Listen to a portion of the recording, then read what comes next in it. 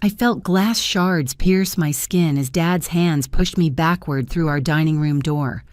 Blood trickled down my face, mixing with tears I refused to shed. "You're nothing, Letitia," he spat, stepping over broken glass. "A parasite living off our success." I touched my bleeding cheek and smiled. 28 years of being their invisible daughter ended tonight. They didn't know I owned 51% of their precious company. By tomorrow morning, their empire would be mine, and they'd learn exactly who was nothing. The chandelier crystals at the Fairmont Hotel sparkled like diamonds, casting prismatic rainbows across Madison's wedding reception. I slipped through the ballroom's side entrance 45 minutes late, my phone still warm from handling the server crash at my tech startup. Nobody knew about Technova Solutions, the company I'd built from my studio apartment, while everyone thought I was wasting away as a junior analyst at Whitmore Industries. "There she is," Patricia's voice cut through the orchestra's waltz. My mother stood near the chocolate fountain, her champagne flute paused midway to her lips. "Harold, your other daughter, finally decided to grace us with her presence." Every conversation in our vicinity quieted. I smoothed my simple navy dress, the one Patricia had sneered at during the rehearsal dinner, calling it funeral appropriate for someone mourning their potential. Madison floated over in her $30,000 gown, her new husband Brandon trailing behind like an expensive accessory. "Let me guess," Madison said, her voice honeyed with false concern. "Another emergency at that little job of yours. Really, Letitia, you couldn't put family first just once." "Some of us actually work for a living," I replied, accepting a glass of water from a passing server. Brandon laughed, the sound sharp as breaking crystal. "Work, is that what we're calling data entry these days?" He wrapped his arm around Madison's waist. "At least you have something to keep you busy since you're still single. What was it your mom said, 28 and not even a boyfriend to bring to your sister's wedding?" The crowd around us tittered. I recognized most of them: Whitmore Industries board members, their spouses, major shareholders, all here to celebrate the union of Madison Whitmore and Brandon Ashford, heir to a pharmaceutical fortune. The perfect merger of wealth and prestige. Harold appeared at Patricia's side, his tuxedo impeccable, his smile cold. "Perhaps if you spent less time playing with spreadsheets and more time in the real world, you'd have something to show for yourself." He raised his champagne. "To Madison and Brandon, proof that excellence runs in the Whitmore blood. Most of it anyway." Patricia added, her gaze sliding over me like I was furniture. The toast rang out, glasses clinking. I stood there invisible again, the familiar ache of exclusion settling in my chest. 28 years of this. 28 years of being the disappointment, the afterthought, the one who could never measure up to Madison's golden perfection. A flash went off nearby. The wedding photographer, a young man with kind eyes, lowered his camera and moved closer to me. "Beautiful shot of the family," he said loudly, then dropped his voice to a whisper. "Though I got more interesting ones in the parking lot earlier, your father and some gentleman exchanging an envelope full of cash." My pulse quickened. "What gentleman?" "Senator Morrison's aide. I recognized him from the campaign rallies I've covered." The photographer, his badge read Kyle Martinez, pretended to adjust his lens. "None of my business, of course. But in my experience, parking lot cash exchanges at society weddings are rarely about wedding gifts." He pressed a business card into my hand and melted back into the crowd. I tucked it into my clutch, my mind racing. Senator Morrison was pushing legislation that would benefit Whitmore Industries enormously. Tax breaks worth millions. If Harold was paying bribes... Letitia. Madison's shriek cut through my thoughts. "You're in the background of our father-daughter dance photos. Could you please move? Some of us are trying to create memories worth preserving." I stepped aside, watching Harold spin Madison across the dance floor. The golden child and the golden father building their golden empire on foundations I was beginning to suspect were made of sand. The rest of the reception blurred past. I endured Patricia's suggestions about taking a cooking class. Men appreciate domestic skills. Harold's lecture about my lack of ambition, and countless pitying looks from family friends. Madison tossed her bouquet directly to her sorority sisters, making sure it went nowhere near my direction. By the time the newlyweds departed in a shower of rose petals, I'd made my decision. Tomorrow, I'd start digging into those financial records I'd been noticing irregularities in. Tonight had shown me, once and for all, that I'd never earned their respect by being the daughter they wanted. Maybe it was time to become the daughter they never saw coming. Monday morning arrived with Seattle's typical drizzle, the kind that made the glass towers of the financial district look like they were weeping. I arrived at Whitmore Industries at 6:30 an hour before my usual time, the building nearly empty except for security and the cleaning crew. My cubicle sat on the third floor, far from the executive suites where Harold held court. The nameplate read, L. Whitmore, Junior Analyst, a title that meant nothing and guaranteed I'd stay nothing in the company hierarchy. Harold had created the position 5 years ago, announcing at a board meeting that he believed in providing opportunities for all family members regardless of capability. I powered up my computer and pulled out the files I'd been reviewing. For months, I'd noticed discrepancies in the quarterly reports. Small things. Vendor payments that didn't match invoices, consulting fees, to companies that seemed to exist only on paper. Each irregularity was minor, but together they painted a picture I was beginning to understand. You're here early. Marcus Vaughn, the CFO, stood at my cubicle entrance. His usually perfect silver hair seemed disheveled, his tie crooked. Just catching up on some analysis, I said, minimizing my screen. He leaned against the partition, studying me with bloodshot eyes. You know, Letitia, your father worries about you, always buried in these numbers. A young woman should have interests outside of work. I find numbers interesting. Do you? His smile didn't reach his eyes. Sometimes numbers can be misleading. Sometimes it's better to trust that senior management has everything under control. Before I could respond, Harold's voice boomed from the elevator bay.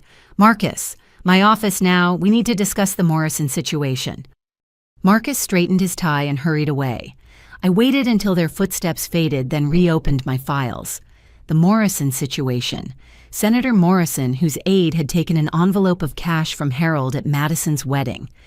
I spent the next 2 hours documenting every suspicious transaction I could find. The pattern became clearer with each entry. Money flowing out through shell companies circling back as inflated contracts. Classic embezzlement, but sophisticated enough to pass casual scrutiny. Around 9, the office filled with my co-workers. I kept my head down, playing the role of the incompetent nepotism hire everyone expected. During my lunch break, I ventured to the basement archives. Hardly anyone came down here anymore. Everything was supposedly digitized. But I'd learned that Harold was old-fashioned about certain documents. Original contracts, founding paperwork, anything he deemed historically significant, stayed in physical form. I told the archive clerk I was researching for the company's upcoming 60th anniversary celebration a lie that got me access to the oldest files. In a dusty box marked 1965-1970, I found them. The original incorporation documents for Whitmore Industries. My breath caught as I read the founder's name, Eleanor Whitmore, my grandmother who died when I was 10. But that wasn't the shocking part. According to these papers, Eleanor had founded the company with her own inheritance, her own vision. Harold hadn't built this empire, he'd inherited it. More interesting still were the handwritten notes in the margins, Eleanor's distinctive script outlining her succession plans. The company should pass to the child who demonstrates true business acumen regardless of birth order or gender. Merit, not blood, must determine leadership. A sticky note was attached to this section dated just a year before Eleanor's death.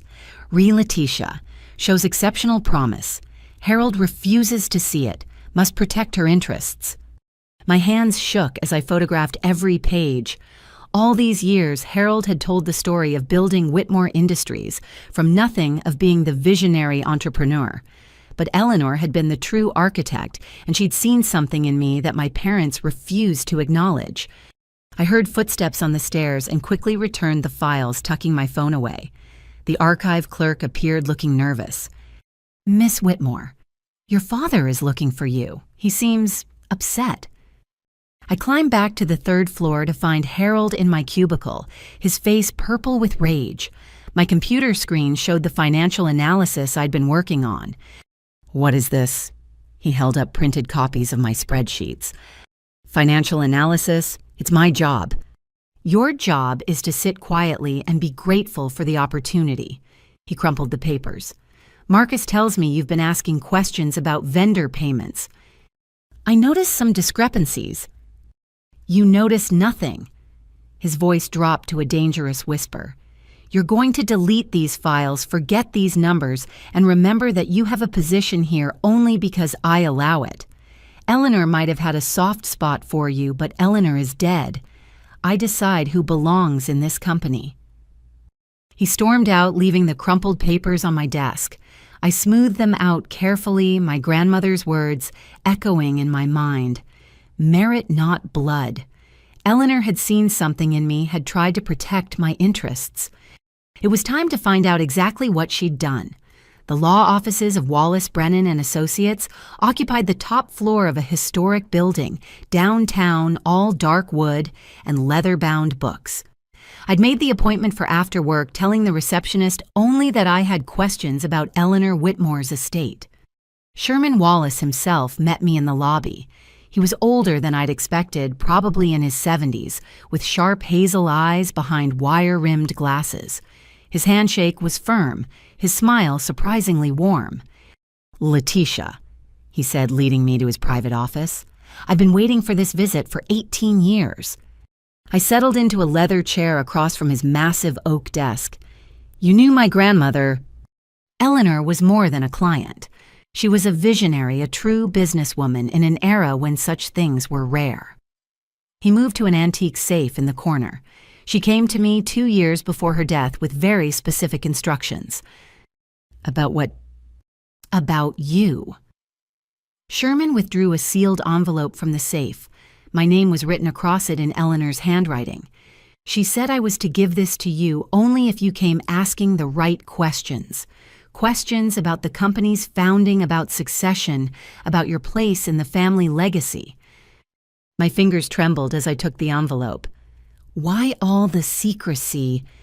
"Read the letter. Then we'll discuss what Eleanor put in place to protect you." I broke the seal and unfolded pages covered in my grandmother's elegant script. "My dearest Letitia, if you are reading this, then you have begun to see through the facade your father has built. By now, you've likely discovered that Whitmore Industries was my creation, not his. But there is so much more you need to know. Harold is my son, but he is not the heir I would have chosen. From the time you were 5 years old, barely able to see over my desk, you showed more business instinct than he ever possessed.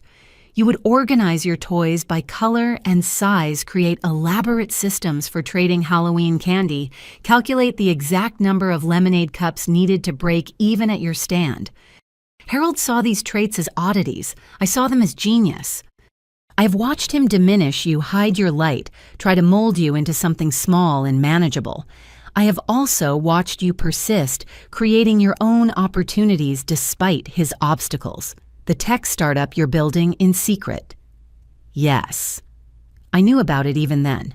A grandmother has her ways. What Harold doesn't know is that I took steps to ensure the company would eventually pass to its rightful leader. With Sherman's help, I created an irrevocable trust.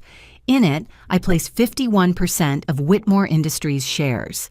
These shares are yours, Letitia, but they come with conditions. The trust activates only when you can prove Harold has violated his fiduciary duty to the company. This was deliberate. I needed to ensure you were ready, that you understood the responsibility, and that you had just cause for taking control. A company built on merit must change hands the same way.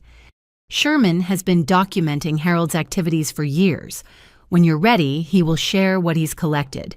But the final piece must come from you. Evidence gathered by your own hands, proof that you see what needs seeing. I wish I could have lived to watch you claim your birthright, but know that I loved you, believed in you, and set these wheels in motion to ensure that one day Whitmore Industries would be led by its most capable heir. Remember, it was never about blood. It was always about who you choose to become. All my love, Eleanor. I read the letter 3 times before looking up at Sherman. Tears blurred my vision, but my voice was steady. She knew. She knew everything. Eleanor was brilliant at reading people, Sherman said, handing me a tissue. She saw Harold's nature early, his greed, his need for control, his willingness to cut corners. She also saw your potential. You said you've been documenting his activities. Sherman produced a flash drive from his desk drawer. 20 years of evidence. Embezzlement, bribery, tax fraud, manipulation of board votes. Everything needed to prove breach of fiduciary duty. He paused. There's more. Things that go beyond financial crimes. What kind of things? The executor of Eleanor's will died in a car accident 6 months after her death. Single vehicle ran off a cliff. No skid marks. The executor had been asking questions about certain provisions in Eleanor's will, provisions Harold claimed didn't exist. My blood ran cold. You think my father... I think your father is capable of anything to protect what he believes is his. Sherman leaned forward. But with this evidence and your shares, you can take it all away from him. The question is, are you ready for that fight? I thought about 28 years of being called worthless, of watching Harold and Patricia lavish everything on Madison while treating me like an unwanted guest in my own family. I thought about my grandmother planning all of this before I could even understand what she was giving me. I've been ready my whole life, I said. I just didn't know it until now. Sherman smiled, the expression transforming his austere features. Then let's discuss strategy. Harold won't go down without a fight, and he has powerful allies. But you have something he doesn't. What's that? The truth. And in my experience, the truth properly deployed is the most powerful weapon of all. We spent the next 3 hours reviewing the evidence planning approaches, discussing timing. By the time I left Sherman's office, the flash drive secure in my bag, I felt like a different person. Not the disappointing daughter, not the family failure, but Eleanor Whitmore's chosen heir. Harold thought he'd buried Eleanor's legacy with her. He was about to learn that some things refuse to stay buried, and some granddaughters refuse to stay silent. Friday evening arrived with an unusual Seattle clearness, the kind of crisp November air that made the city sparkle. I pulled into my parents' circular driveway, noting the familiar cars already present. Madison's white Mercedes, Brandon's Porsche, and Harold's vintage Bentley all gleamed under the security lights. The family dinner had been Patricia's idea, a celebration of Madison's wonderful news. I'd received the invitation via text, typical of how my mother communicated with me. Minimal effort, maximum distance. But tonight that distance would work in my favor. I'd spent the week carefully reviewing Sherman's evidence, memorizing key dates and figures. The flash drive stayed locked in a safety deposit box, but its contents lived in my mind now. Every fraudulent transaction, every bribe, every violation of law Harold had committed while building his stolen empire. Patricia answered the door wearing pearls in judgment. Letitia, you're actually on time. Will wonders never cease? She air-kissed my cheek, the gesture as empty as her smile. Do try to be pleasant tonight. Madison has special news. The dining room glowed with candlelight, the table set with Eleanor's china. An irony that wasn't lost on me. Madison sat at Harold's right hand, Brandon beside her, both of them radiating smugness like heat from a fire. Sister dear, Madison purred as I took my usual seat at the far end of the table. Don't you look comfortable? Is that the same dress you wore to my engagement party? I believe in sustainability, I replied, unfolding my napkin. Harold snorted. Sustainability. Is that what we're calling being too poor to buy proper clothes? Now, Harold, Patricia said, though her tone held amusement rather than reproach. Let's save the life lessons for after Madison's announcement. Madison practically glowed as she stood Brandon rising with her. Well, we weren't going to share this until Christmas, but we just can't wait. She placed a manicured hand on her still flat stomach. We're having a baby. The reaction was immediate and predictable. Patricia shrieked with delight. Harold beamed with pride, and expensive champagne appeared as if by magic. I offered my congratulations, genuinely happy for the life growing inside my sister, even if I felt sorry for the family it would be born into. To the next generation of Whitmore excellence, Harold toasted his eyes, finding mine across the table. May they inherit the strength and success of their predecessors. Speaking of inheritance, I said quietly as glasses clinked, I've been doing some interesting research into Whitmore Industries' history. The temperature in the room seemed to drop 10 degrees. Research. Harold's voice carried a warning. I thought I made myself clear about your little number games. Oh, this wasn't about numbers. It was about history. Grandmother's history specifically. I sipped my water, maintaining eye contact. Did you know she kept incredibly detailed records about the company's founding? Madison rolled her eyes. God, Letitia, could you be more boring? We're trying to celebrate life here, not dig up ancient history. I find it fascinating, I continued, especially the parts about how she built the company from nothing, how she turned her inheritance into an empire. Strange how those stories never made it into the official company biography. Harold's knuckles whitened around his champagne flute. Your grandmother was a complicated woman. Not all stories need telling. Some do, though, like the story of how she wanted the company to pass to the person who showed the most business acumen. Merit over birthright, she called it. Enough. Harold's fist slammed onto the table, making the china rattle. I won't have you disrespecting this family's legacy with your fantasies. Whose legacy? I asked. Yours or Eleanor's? Patricia gasped. Madison's mouth fell open. Brandon looked between us like he was watching a tennis match, but I kept my eyes on Harold, watching the rage build in his face like pressure in a boiler. You ungrateful little parasite, he hissed. I gave you everything. A job you didn't deserve, a place in this family you've never earned chance after chance to make something of yourself. You gave me nothing that wasn't already mine, I said calmly, and you took everything that was. Letitia, stop this immediately, Patricia commanded. Apologize to your father. For what? Telling the truth. I stood my chair, scraping against the hardwood. For discovering that this entire empire was built on grandmother's vision, not his. For noticing the interesting financial irregularities that started right after her death.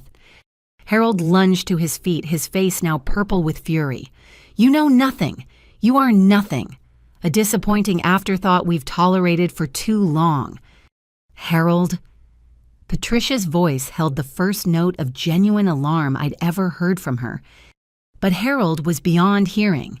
Years of carefully controlled rage finally found its target. You want to dig into history? Let's talk about history. About a grandmother who filled your head with delusions of competence, about a foolish old woman who thought DNA could be overcome with wishful thinking. That foolish old woman built everything you claim as yours, I shot back. And I've spent 30 years cleaning up her mistakes, turning her quaint little company into a real empire, making the hard decisions she was too weak to make. Like bribing Senator Morrison. The words hung in the air like a lit fuse. Madison gasped. Brandon choked on his champagne. Patricia's face went white. What did you just say? Harold's voice dropped to a whisper more terrifying than his shouts. You heard me. Cash payments to ensure favorable legislation. Tax fraud to hide the profits. Embezzlement disguised as consulting fees. I lifted my chin.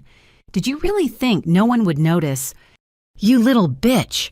Harold snarled, rounding the table toward me. You have no idea what you're playing with. I know exactly what I'm playing with. The question is, do you... He grabbed my shoulders, his fingers digging in hard enough to bruise. You'll destroy everything. Everything I've built. Everything Eleanor built, I corrected, and maybe it needs destroying. The rage in his eyes went supernova. With a roar of pure fury, he spun me around and shoved with all his strength. I saw the glass doors of the dining room hutch rushing toward me, heard Patricia's scream, felt the explosion of pain as I crashed through them. Glass shattered around me like frozen rain. Sharp edges bit into my skin, arms, face, shoulders. I hit the floor in a cascade of crystal shards, blood already beginning to flow from dozens of cuts. The pain was extraordinary, but not as extraordinary as the clarity that came with it. I pushed myself up on bleeding palms, glass crunching beneath me. Blood ran down my face, warm and sticky, dripping onto Eleanor's Persian rug. Through the red haze, I saw my family frozen in tableau, Madison with her hands over her mouth, Brandon half-standing, Patricia clutching her pearls, and Harold breathing like he'd run a marathon. I smiled, blood on my teeth glass in my hair, and I smiled. "You just lost everything," I said softly. Harold stepped toward me, glass crunching under his Italian loafers. "You're nothing, Letitia, a parasite living off our success, and after tonight you won't even be that." I touched my bleeding cheek, felt the wetness there, and my smile widened. 51%. "What?" "I own 51% of Whitmore Industries. Grandmother saw to that, and you just gave me everything I need to claim it." The color drained from Harold's face. "You're lying." "Sherman Wallace. Tomorrow morning. Bring your lawyers." I stood carefully, glass falling from my clothes like deadly snow. Or don't. Either way, by Monday, everyone will know who really owns your empire. I walked out of that dining room with blood dripping down my face and glass embedded in my skin. But for the first time in 28 years, I walked tall. Behind me, I heard Madison's whisper, "Daddy, what did she mean?" Harold didn't answer. He didn't need to. By tomorrow, the whole world would know.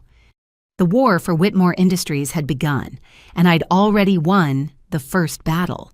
The emergency room at Harborview Medical Center smelled of antiseptic and fear.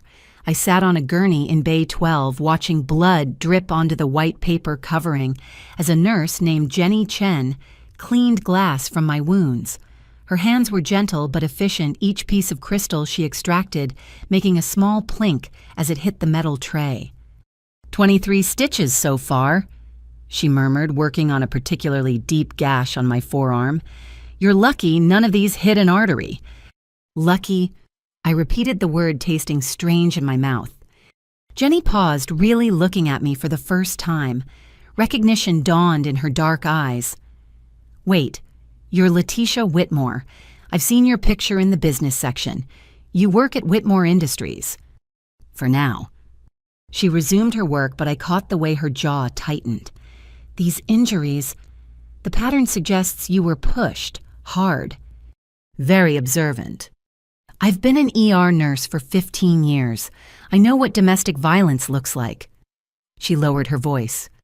"I also know the Whitmore family reputation. Your father's connections run deep in this city." As if summoned by his name, Officer Daniel Reeves appeared at the curtain's edge. I recognized the type immediately. Early 50s, soft around the middle, wearing the satisfied expression of a man who'd found his price and been paid it regularly. "Miss Whitmore, I'm here about the incident at your parents' home."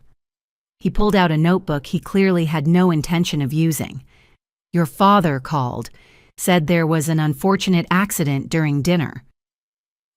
"Is that what he called it?" "Accidents happen, especially when family members have been drinking."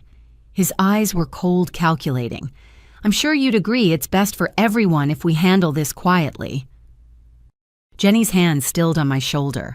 I could feel her tension, her anger on my behalf. "I wasn't drinking," I said clearly, "and being thrown through a glass door isn't an accident." Reeves sighed like I was a particularly difficult child. "Miss Whitmore, I've already spoken to your parents and your sister.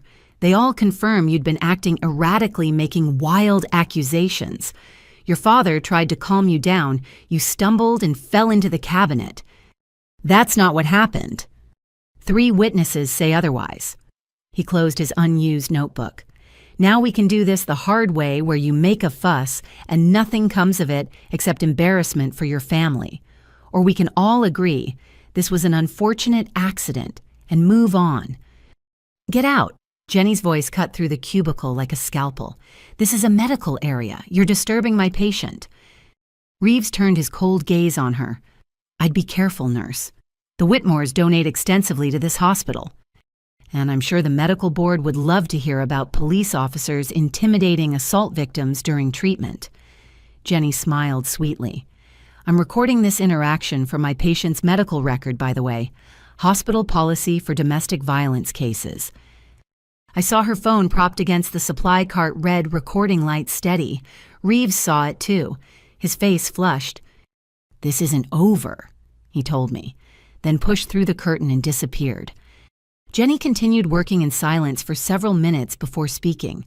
That recording, not actually hospital policy, but he didn't know that. "Why?" I asked. "Because I've seen too many women in this ER convinced to stay quiet. Too many accidents that weren't accidents." She tied off the last stitch. "And because my daughter works for the SEC." My head snapped up, sending a fresh wave of pain through the cuts on my scalp. "The Securities and Exchange Commission?" "Sarah Chen. Been there 3 years working in the enforcement division." Jenny applied antibiotic ointment with careful strokes. "She comes home frustrated every night about cases that get buried because of political connections. Cases involving prominent Seattle business figures. Like Harold Whitmore." Jenny met my eyes in the mirror above the sink.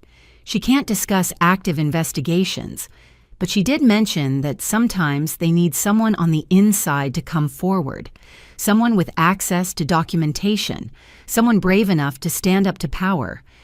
She finished bandaging the worst of the cuts, then pulled out her personal phone. "I'm going to give you Sarah's direct number. What you do with it is your choice." As she wrote the number on a prescription pad, the curtain rustled again. Madison stood there in her designer dress, not a hair out of place despite the evening's violence. "Letitia," she said, her voice dripping false concern. "How are you feeling?" Like I was thrown through a glass door. Madison's laugh was brittle. Always so dramatic. That's not how Daddy tells it. Daddy's going to be telling it to a federal grand jury soon enough. Her composure cracked slightly. "You need to stop this. Whatever game you're playing, whatever attention you're seeking, it ends now. Or what Harold will throw me through another door. He's willing to make a deal." Madison moved closer, lowering her voice. "Drop this nonsense about ownership, forget what you think you know, and he'll set you up with a generous trust fund. Enough to live comfortably, away from Seattle." "He wants to buy my silence. He wants to protect the family, our name, our reputation, our future." Her hand went to her stomach. "My baby's future." "What about my future?" Madison's mask slipped entirely, revealing the contempt beneath. "You never had one. Not really. You were always the spare Letitia, the backup plan that was never needed."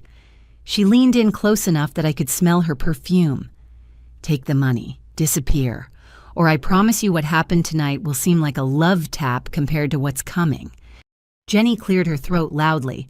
"I need to finish treating my patient. You'll have to leave." Madison straightened, composing herself. "Think about it, sister. Think about what you're risking, and for what A company you'll never be smart enough to run a family that will never want you." She swept out, leaving silence in her wake. Jenny finished her work without comment, but I caught her expression in the mirror, disgust mixed with determination. "All done," she finally said, helping me off the gurney. "You'll need to follow up with your primary care physician in a week for suture removal." I stood carefully testing my balance. Everything hurt, but nothing was broken. "Thank you for everything." Jenny handed me the prescription pad with Sarah's number. "My daughter usually works late. If you called tonight, you'd probably catch her at her desk. Would she be interested in financial records showing embezzlement, tax fraud, and bribery involving a major corporation?" "She'd be very interested. especially if that corporation's CEO had connections preventing normal channels of investigation. I tucked the number into my pocket. Decision made. Then I should probably make that call. Jenny smiled, the expression transforming her tired face. Miss Whitmore, your grandmother would be proud. I thought about Eleanor's letter, about her faith in me, about the trust she'd set up to protect her company from Harold's greed. I hope so, I said. I really hope so. I left the hospital with 37 stitches, a mild concussion, and Sarah Chen's direct line. Harold thought he'd broken me tonight. Instead, he'd forged me into something harder, sharper, more dangerous than he could imagine. The recording Jenny made would be evidence. The call to Sarah would be the beginning of justice, and the trust documents Sherman held would be the end of Harold's empire. By morning, the man who threw me through glass would learn that some things were impossible to break, especially granddaughters who'd inherited more than just shares in a company. Rachel Chen was nothing like her sister Jenny. Where the nurse was soft-spoken and careful, the investigative journalist was sharp as winter wind. We met at Pike Place Market at dawn, the early morning vendors providing cover for our conversation. She bought coffee while I pretended to browse flowers, both of us watching for anyone who might be watching us. Sarah called me after you spoke, Rachel said, sliding a cup into my bandaged hands. Said you had a story that needed telling. Your family is very helpful. We believe in justice. Also, we really hate bullies. She studied the visible cuts on my face. Those look fresh. 3 days old, my father's handiwork. Rachel pulled out her phone not to record, but to show me something. I've been tracking Whitmore Industries for 2 years. Every government contract, every political donation, every board member's connection. Your father is careful, but he's also arrogant. Arrogant men make mistakes. The screen showed a complex web of connections. Whitmore Industries at the center line spreading to politicians, judges, business leaders. It looked like a spider's web, and Harold sat at its heart like something venomous. I could never prove anything solid, Rachel continued. Every time I got close, sources would disappear or recant. Documents would vanish. Once my laptop was stolen from my locked car along with all my backup drives. What changed? You, a source inside the family with access to documents Harold can't make disappear. She leaned forward. Sarah says you have financial records. I need more than numbers, though. I need a human story. I need people to understand what kind of man Harold Whitmore really is. I thought about 28 years of emotional abuse, about Eleanor's stolen legacy, about blood running down my face while my family watched. I can give you that story. We spent 3 hours in a back corner of the market, Rachel taking notes while I laid out everything. The financial crimes were just the beginning. I told her about Eleanor's death, about the executor who died in a suspicious accident, about years of Harold diminishing and destroying anyone who threatened his control. He's built an empire on lies, I concluded. Told everyone he created Whitmore Industries from nothing when really he stole it from his mother's corpse. Rachel's typing never slowed. The trust documents. You're certain they're legitimate? Sherman Wallace staked his reputation on it. 51% ownership waiting for someone to prove Harold violated his fiduciary duty, which the financial records prove. Along with the bribery, the tax fraud, and everything else on that flash drive. Rachel saved her notes, then looked at me directly. Once this story breaks, there's no going back. Your father will use every resource call in every favor. Are you prepared for that? He threw me through a glass door. I'm already past the point of no return. Then let's burn it down. Rachel smiled, the expression predatory. I'll need 12 hours to verify everything with Sarah's SEC documents, cross-reference with my sources. The story will go live tonight on our digital platform, then print edition tomorrow morning. That fast. Harold's not the only one with connections. My editor has been waiting for this story for years. He'll clear the front page. She paused. There's something else. Senator Morrison's office. They've been conducting their own investigation into suspicious campaign contributions. Your father's name keeps coming up. My phone buzzed. Madison. I'd been ignoring her calls for 3 days, but this time she'd sent a text. "Brandon knows everything. He wants to meet, please." Rachel noticed my expression. "Problem? Maybe, or maybe an opportunity." I showed her the text. "My brother-in-law has been helping Harold hide money offshore. If he's scared enough to break ranks, get him on record. If we can show the money trail from both ends, Harold won't be able to claim ignorance." Rachel handed me a small device. Voice recorder. Better than phone apps admissible in court. I pocketed the recorder and stood to leave. "Rachel, why risk so much for this story?" "Because journalism is supposed to comfort the afflicted and afflict the comfortable. Your father has been comfortable for too long." She raised her coffee cup in mock salute. "Go afflict him some more." I met Brandon at his downtown office. Ashford Pharmaceutical occupied 3 floors of pristine glass and chrome, all of it as cold as Brandon himself. But when his secretary showed me in, I barely recognized my brother-in-law. Gone was the smooth arrogance. He looked haggard, tie-askew stubble darkening his usually pristine jaw. "Jesus, Letitia." He stared at my still healing cuts. "Madison said Harold pushed you, but I didn't. I didn't realize." "What do you want, Brandon?" He poured himself scotch with shaking hands, didn't offer me any. "I'm 32 years old. I have a pregnant wife, a reputation, a future. And your father is going to destroy all of it." "Harold destroys everyone eventually." "Not like this." Brandon pulled out a tablet showing me bank statements. 15 offshore accounts in my name. I thought I was being smart, helping him shelter assets. He said it was standard practice that everyone did it. "Everyone doesn't, just criminals." "I'm not a criminal." The words came out as a plea. "I'm an idiot who wanted to impress his father-in-law, who wanted to be part of the Whitmore empire. I didn't know about the bribes, the tax fraud, the rest of it. Not until Madison's wedding when I saw him with Morrison's aide." I activated Rachel's recorder in my pocket. "Tell me about the offshore accounts." For the next hour, Brandon spilled everything. Account numbers, transfer dates, the shell companies Harold used to move money.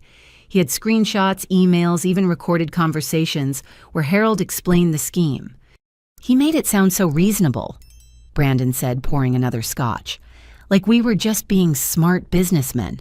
But after what happened at dinner, after he hurt you like that, I started thinking, if he could do that to his own daughter..." "He's done worse," I said quietly. "Did you know Eleanor's will executor died right after she did single-car accident? No witnesses?" Brandon went pale. "You think Harold..."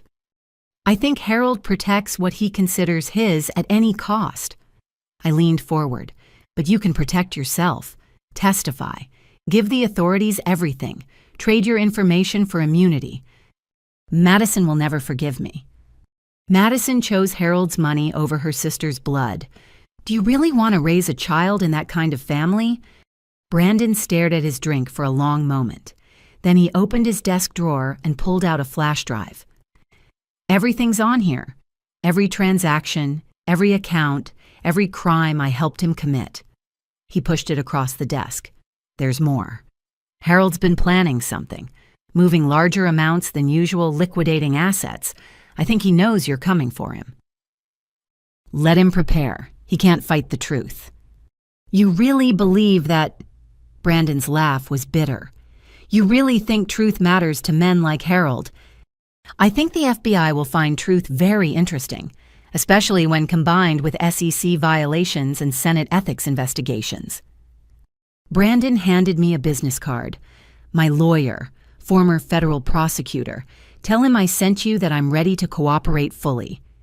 He stood straightening his tie with mechanical precision. "Letitia, I'm sorry for all of it. The jokes, the insults, standing by while they treated you like nothing. You can apologize by doing the right thing now." "Yeah," he smiled sadly. "Maybe that'll be enough to look my kid in the eye someday." I left Ashford Pharmaceutical with 2 flash drives and a cooperating witness. By the time I reached my car, Rachel had texted, "Story uploads in 3 hours. Suggest you find somewhere safe to watch the show." 3 hours until Harold's empire began its public collapse. 3 hours until Seattle learned who really built Whitmore Industries. 3 hours until the truth Eleanor protected finally saw light. I drove home carefully, very aware of the recordings and evidence I carried. Harold thought he'd silenced me with violence. Instead, he'd created exactly the catalyst needed to destroy everything he'd stolen. The media storm was coming, and Harold Whitmore was about to learn what happened when you threw the wrong daughter through a glass door. The story broke at 9 p.m. Pacific time. The Whitmore deception, an empire built on lies, screamed across the Seattle Tribune's digital platform. Rachel Chen had crafted a masterpiece of investigative journalism, weaving together financial crimes with the human cost of Harold's greed. By midnight, it was trending nationally. I watched the explosion from my apartment phone, turned off, blinds drawn. But I couldn't hide from what was coming. At 6 a.m., Sherman Wallace called from a number I didn't recognize. "Emergency board meeting," he said without preamble. "Harold's called it for 8 this morning. He plans to fire you and ban you from company property before you can present the trust documents." "Can he do that?" "He can try, but I'll be there with everything we need." Sherman paused.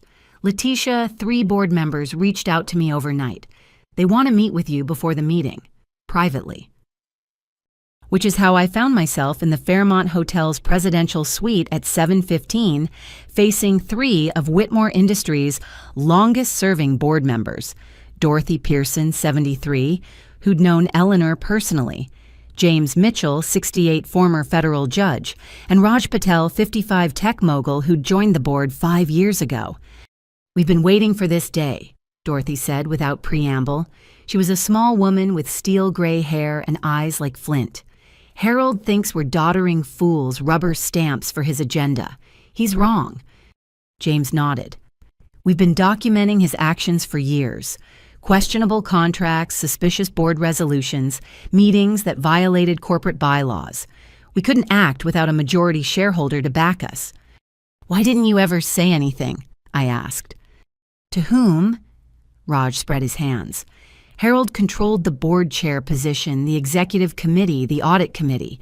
Every time one of us raised concerns, we'd find ourselves mysteriously unable to attend the next meeting. Food poisoning, car troubles, family emergencies. Threats. Nothing provable," Dorothy said. "Harold is too smart for direct threats. But the message was clear. Play along or face consequences." Sherman opened his briefcase, spreading documents across the coffee table. "The trust Eleanor created is ironclad. 51% of shares transferred to Letitia upon proof of Harold's breach of fiduciary duty. The newspaper story, the SEC investigation. Brandon's cooperation. It's more than enough." "There's more," James said quietly. "The 3 of us represent another 12% of shares. Combined with your 51, that's enough to remove Harold immediately." My heart raced. "You'd vote with me." "We'd vote with Eleanor's chosen heir," Dorothy corrected. "I was there when she revised her will. She saw what Harold was becoming, knew what he'd do with unchecked power. You were her safeguard, Letitia, her hope for the company's future." "What about the other board members?" Raj smiled grimly. "Peterson and Banks are Harold's creatures. They'll vote with him. But Samuelson is wavering. He's terrified of federal prosecution. Chen and Williams will follow the majority. Morrison is anybody's guess." "That gives us the votes," Sherman said. "But Harold won't go quietly." Dorothy stood smoothing her skirt. "Then we'd better get to the boardroom. It's time for Eleanor's granddaughter to claim her inheritance." We walked into Whitmore Industries as a group security too shocked to stop us. The executive boardroom on the 40th floor hummed with tension. Harold sat at the head of the table, Patricia beside him, both dressed in severe black like they were attending a funeral. Madison huddled in a corner, eyes red from crying. "You have some nerve showing up here," Harold snarled as we entered. "After the lies you've spread, the damage you've caused." "Good morning to you too, Father." I took a seat directly across from him, Sherman on my right, Dorothy on my left. The other board members filed in expressions ranging from curious to terrified. Peterson and Banks flanked Harold as expected. The others arranged themselves carefully in neutral positions. Harold slammed his gavel. This emergency meeting of the Whitmore Industries Board is called to order. First item, the immediate termination of Letitia Whitmore for cause. Point of order, Sherman said calmly. You can't fire a majority shareholder. She's an employee, not a shareholder. Not anymore. Sherman placed the trust documents on the table. As of this morning, Letitia Whitmore controls 51% of Whitmore Industries shares inherited from Eleanor Whitmore and activated by Harold Whitmore's proven breach of fiduciary duty. The room erupted. Peterson shouted about forgeries. Banks demanded authentication. Morrison asked to see the documents. Through it all, Harold sat frozen, his face cycling through shades of purple. This is impossible, he finally managed. Mother would never— Eleanor would and did, Dorothy interjected. I witnessed the trust creation myself. She knew what you were, Harold, what you'd become without oversight. You bitter old crow, Patricia hissed. You've always been jealous of our success. Success. James Mitchell leaned forward. Is that what we're calling embezzlement these days? Or perhaps you mean the bribes to Senator Morrison? The offshore accounts Brandon Ashford is currently detailing to federal prosecutors. Madison gasped. Brandon wouldn't— Brandon's protecting himself and his child from your father's crimes, I said. Something you might consider. Harold stood slowly, hands flat on the table. You think you've won. You think a piece of paper changes anything. I built this company. Yep. Eleanor built this company, I corrected. You stole it, and now I'm taking it back. Motion on the floor, Dorothy announced. Remove Harold Whitmore as CEO and board chair effective immediately. Seconded, said James. All in favor, Sherman asked. One by one, hands rose. Dorothy, James, Raj. Then surprisingly, Morrison. Samuelson followed, sweat beading on his forehead. Chen and Williams exchanged glances, then raised their hands as well. Motion carries, Sherman announced, 7 votes to 3. No, Harold roared. This is my company, my legacy. Your legacy is a federal indictment, I said quietly. Your empire was built on Eleanor's foundation and maintained through crime.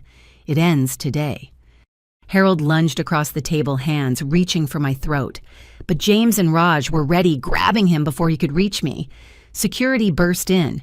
Dorothy had apparently texted them during the vote. Escort Mr. Whitmore from the building, Dorothy commanded. His access is revoked effective immediately. You can't do this. Harold struggled against the security guards. I'll destroy you all, every last one of you.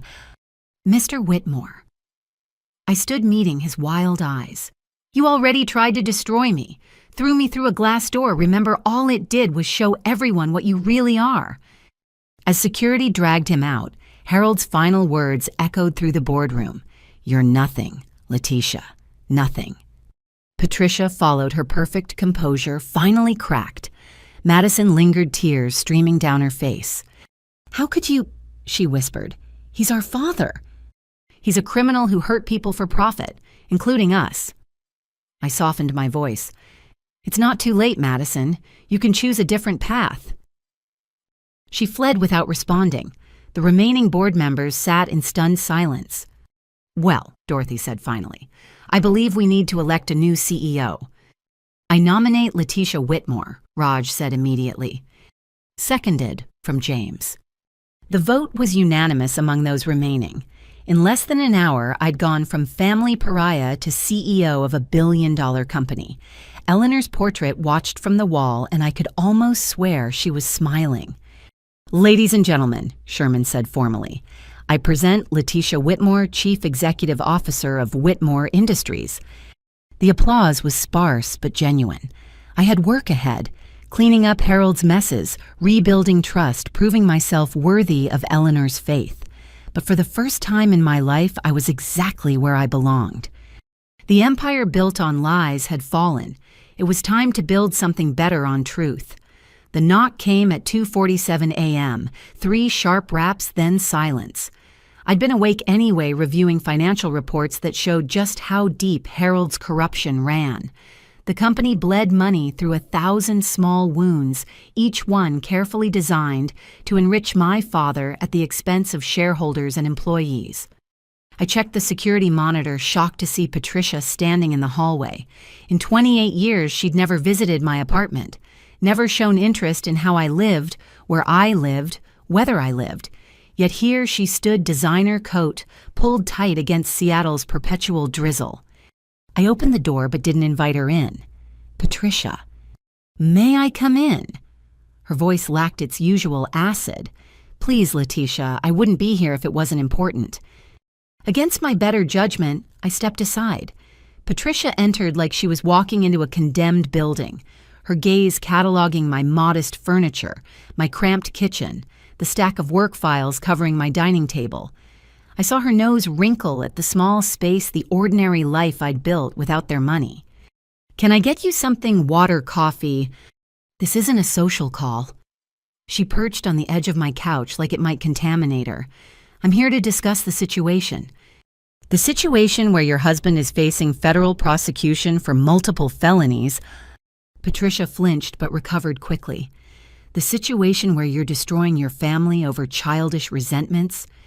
I almost laughed. "Childish resentments he threw me through a glass door." "You provoked him. You always provoked him even as a child, always watching with those serious eyes, judging us, making him feel like a failure in his own home." "He was a failure. He stole Eleanor's company and corrupted everything she built." "Eleanor." Patricia spat the name like poison. "Always Eleanor. Do you know what it was like living in that woman's shadow? Nothing I did was good enough. Not the way I raised Madison, not how I ran the household, certainly not how I supported Harold." For the first time, I heard something real in her voice, pain old and deep. "She died when I was 10, I said carefully. "Her ghost didn't." Patricia's mask slipped further. Every board meeting, every family gathering, every success Harold achieved, someone always had to mention how Eleanor would have done it differently, better. And then there was you. Me, her little protege. She saw it immediately, you know. The way you organized your toys, counted everything, asked questions about the business before you could properly pronounce the words.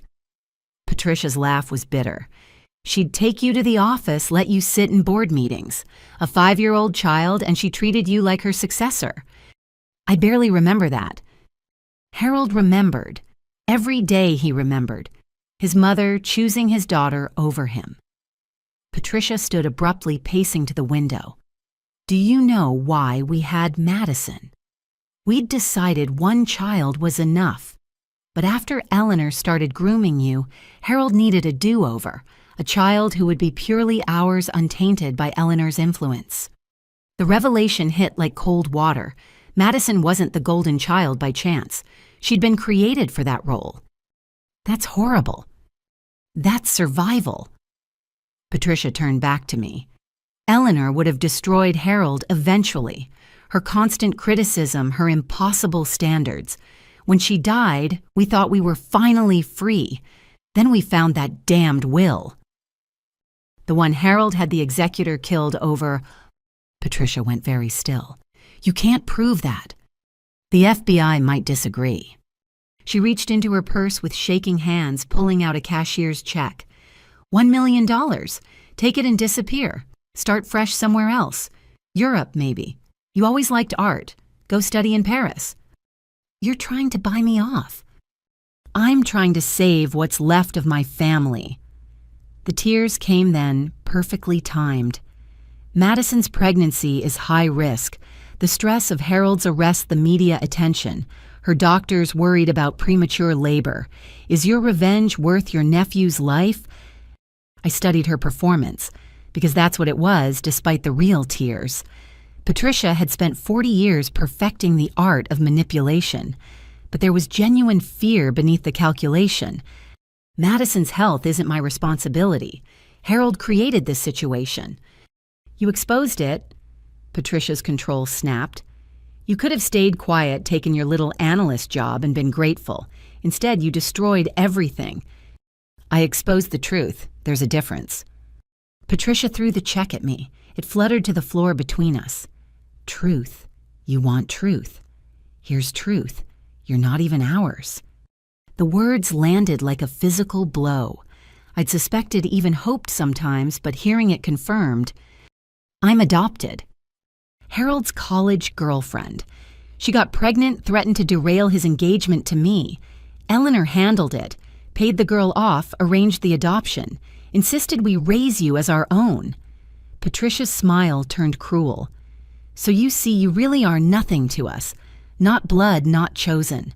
Just another one of Eleanor's obligations we had to fulfill. But instead of devastating me, the revelation brought strange peace. Eleanor knew, and she still chose me to inherit. Because she was a sentimental fool. Because she understood that family is about more than blood. I picked up the check, tore it in half. Thank you, Patricia. You've just confirmed what I always suspected. I was never your daughter, which makes what comes next easier. What comes next? Harold's trial, the full audit of Whitmore Industries, the revelation of every crime, every victim, every dollar stolen. I opened my apartment door. You should prepare Madison. Her trust fund was built on embezzled money. The FBI will freeze it all. Patricia's face went white. You vindictive little bitch. You'd hurt a pregnant woman to get at Harold. I'm not hurting anyone. I'm enforcing the law, something you and Harold never thought would apply to you.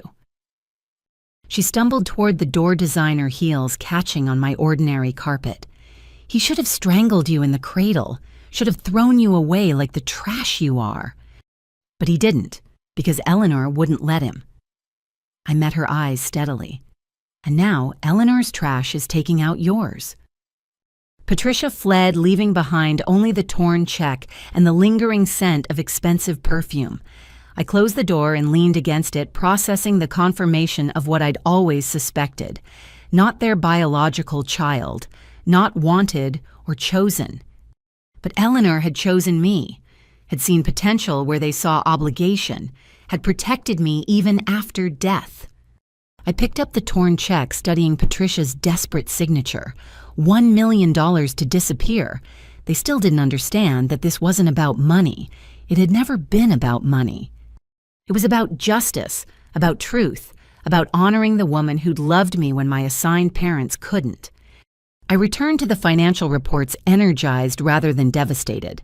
Patricia had meant to wound me with the adoption revelation. Instead, she'd freed me. I owed Harold and Patricia nothing. No filial loyalty, no genetic obligation to protect them. I was Eleanor Whitmore's chosen heir, and I had work to finish. The FBI raid came at dawn on a Thursday, 3 weeks after the board meeting that removed Harold from power.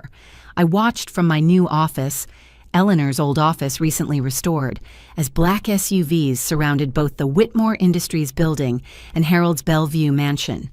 Federal agents streamed out like ants armed with warrants and decades of pent-up frustration. Special Agent Diana Foster found me an hour later after her team had secured Harold's executive suite. She was younger than I'd expected, maybe 40, with sharp brown eyes and an economy of movement that suggested military background. Ms. Whitmore, she said, settling into the chair across from my desk, thank you for your cooperation in this matter. I want the truth exposed, I replied, all of it. Diana smiled tightly. That's why we're here. Your brother-in-law, Brandon, has been very helpful. The offshore accounts he detailed match our forensic accounting perfectly. How bad is it? 23 years of systematic embezzlement. Your father stole approximately $47 million funneled through shell companies into offshore accounts. That's just what we can prove so far. $47 million. I thought about the employees Harold had laid off to cut costs, the bonuses he'd denied while claiming tight budgets, the retirement funds he'd underfunded while living in obscene luxury. What about the bribes? Senator Morrison is cooperating fully. Turns out your father wasn't the only businessman paying for favorable legislation.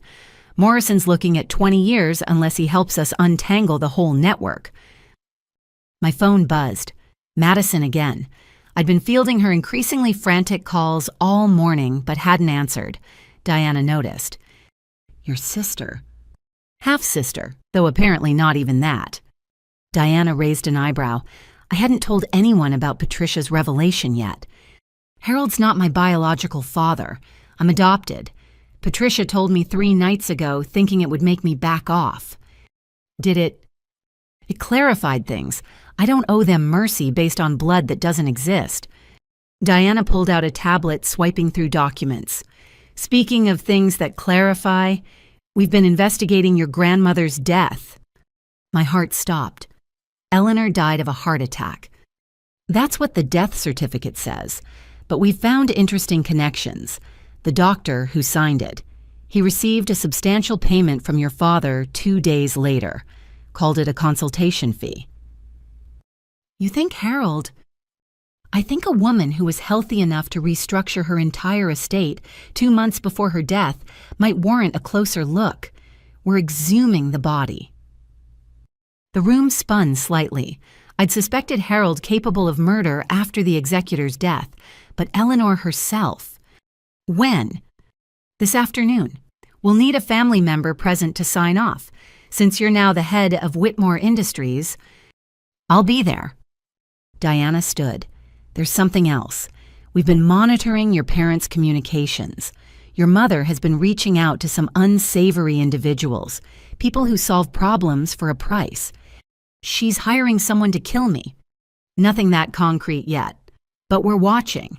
I'd suggest varying your routines, maybe accepting that protection detail we offered.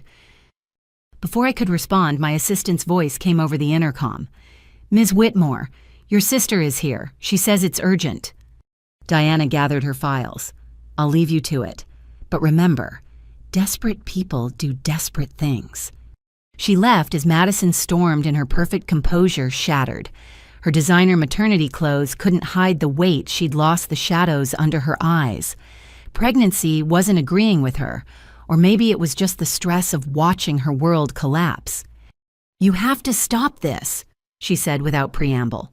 Call off the FBI, drop the charges, something. Daddy's having a breakdown. They have him on suicide watch. Harold's mental state isn't my concern. He's your father. According to your mother, he's not. I'm adopted, remember? Just another obligation Eleanor forced on them. Madison sank into the chair Diana had vacated. Mom told you. Tuesday night. Thought it would hurt me enough to make me disappear. I studied my sister. Half-sister, not even that. Did you know? I found out when I was 16. Mom let it slip during one of her wine nights. Madison's hand went to her swollen belly. I used to be jealous, you know, thinking you had another family out there, people who might actually love you. Instead, I had yours who couldn't. Wouldn't, Madison corrected. It was a choice. Every birthday they ignored, every achievement they dismissed, every time they made you feel worthless. Those were choices. The honesty surprised me. Why are you here, Madison? Because I'm scared. The admission came out as a whisper. Brandon's filed for divorce. His family wants nothing to do with me. The FBI frozen all my accounts. I can't access my trust fund, can't pay for the private hospital, can't even afford groceries. Get a job. With what skills? I have a vanity degree in art history and a lifetime of spending daddy's money. She laughed bitterly. You were the smart one. Building your own life, your own company. I built nothing except a reputation as Harold Whitmore's spoiled daughter. You made your choices too, Madison. I know. Tears streamed down her face, and for once they seemed genuine. I know I was awful to you. Every cruel word, every public humiliation. I thought if I was perfect enough, mean enough to you, they'd love me more. Did it work? No, they're incapable of real love. I see that now. She wiped her eyes with shaking hands. The FBI wants me to testify about things I saw, things I knew. They're offering immunity. You should take it. It would destroy them completely. My testimony would corroborate everything Brandon's saying about the offshore accounts. I helped set some of them up. I leaned back, studying this stranger wearing my sister's face. "What do you want from me, Madison?" "A job. You offered one before. Start at the bottom, work my way up honestly. I need income for when the baby comes. Legal income that can't be frozen or seized." "You want to work for the sister you tormented for 28 years. I want to work for the CEO who's salvaging Grandma Eleanor's company." Madison straightened, finding some dignity in her desperation. "I may be spoiled, but I'm not stupid. I have an MBA from Wharton. Daddy's connections got me in, but I earned the degree myself. I can contribute." "And Harold Patricia are going to prison. With or without my testimony, they're finished. I can either go down with them or try to build something better for my child." I thought about Eleanor's letter, about merit versus blood, about the choices that defined us. Entry-level marketing coordinator, $35,000 a year, standard benefits. You report to Janet Chen, and if she says you're not pulling your weight, you're gone. Janet Chen, who Daddy tried to fire for being too aggressive. Janet Chen, who I just promoted to VP of marketing. Madison actually smiled. "She hates me." "Then you'd better work twice as hard to prove yourself." I slid an employment application across the desk. "Fill this out, submit to HR. You start Monday." Madison took the application with trembling hands. "Letitia, thank you, and I'm sorry for all of it. Prove it through actions, not words." She nodded and left, walking differently than when she'd entered. Not the entitled princess anymore, just a scared pregnant woman trying to salvage a future from the wreckage of her past. My phone rang. Diana Foster. "We found something at the mansion," she said.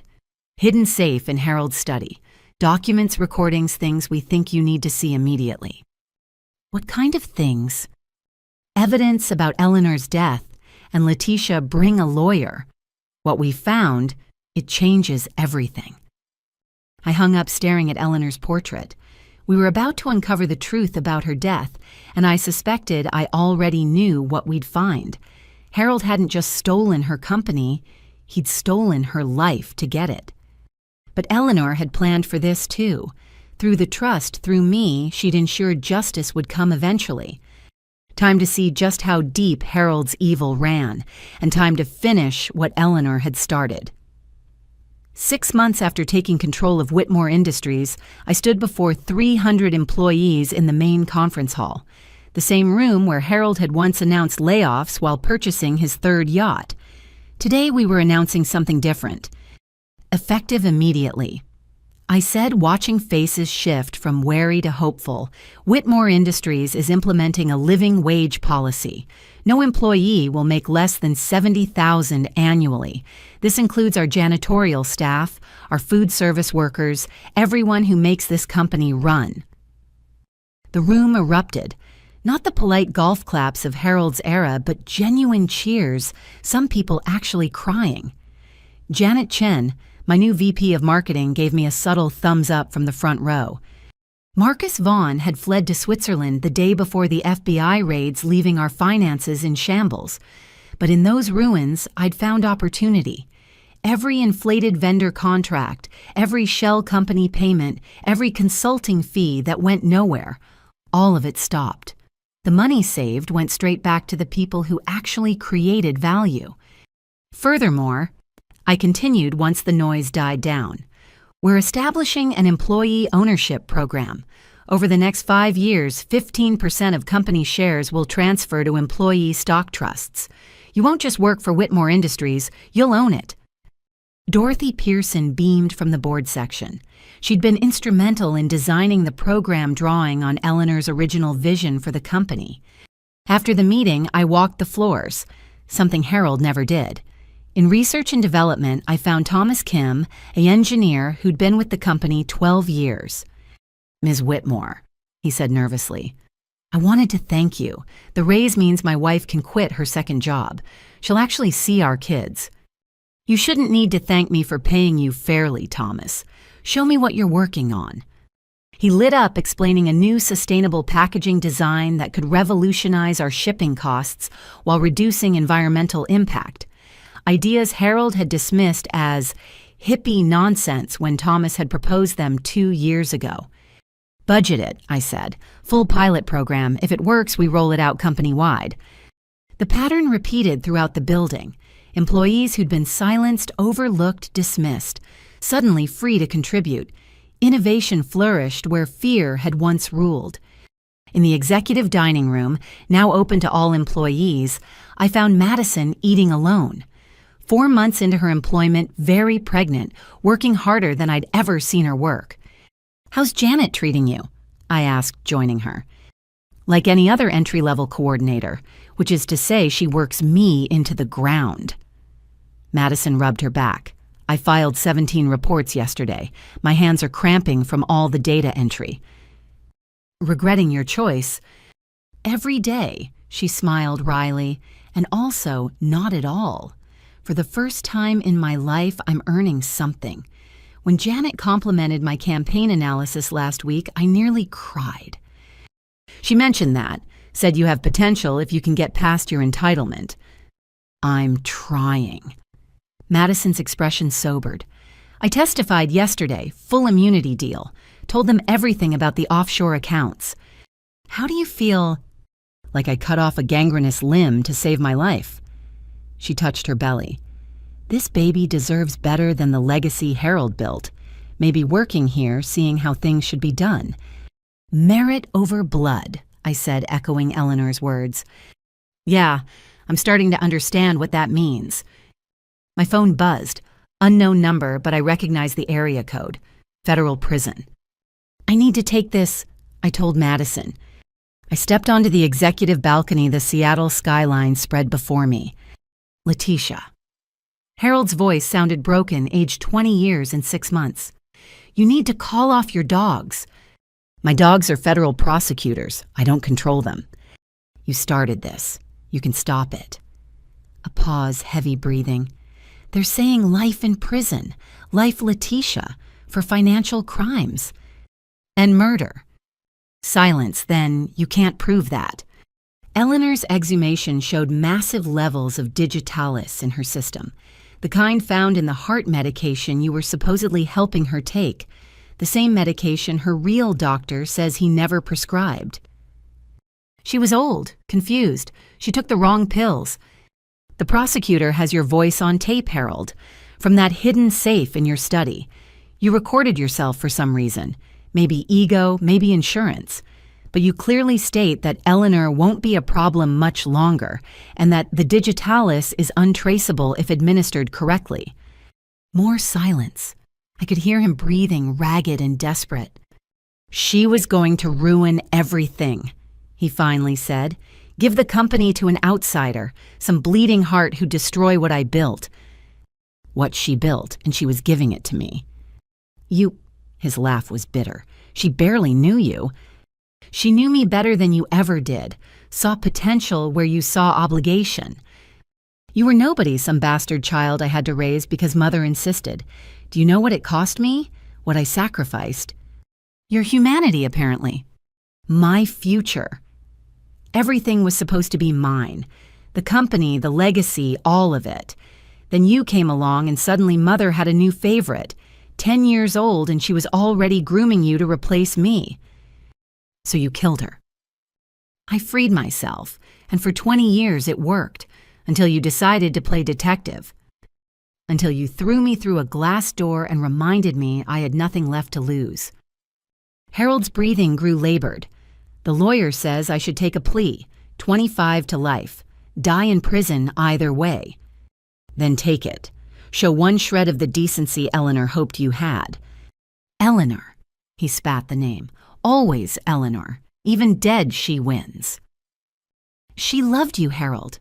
Despite everything, she loved her son. She just loved the company and its people more." "That's not love, that's betrayal." "No. Betrayal is poisoning your mother for money. Love is protecting the things that matter even from your own family." He hung up without another word. 3 days later, the news reported he'd accepted a plea deal. Life in prison, no possibility of parole. Patricia got 15 years as an accomplice after the fact. The empire they'd killed to build was officially dead. That evening, I called an impromptu celebration in the break room. Not for Harold's imprisonment, but for our first profitable quarter under new management. The company Eleanor built was thriving again, run on principles she'd recognize. "Speech," someone called out. Others took up the chant. I climbed onto a table, looking out at faces that had once feared coming to work. Eleanor Whitmore founded this company on a simple principle: merit over blood integrity over profit. We lost our way for a while, but we're back on track.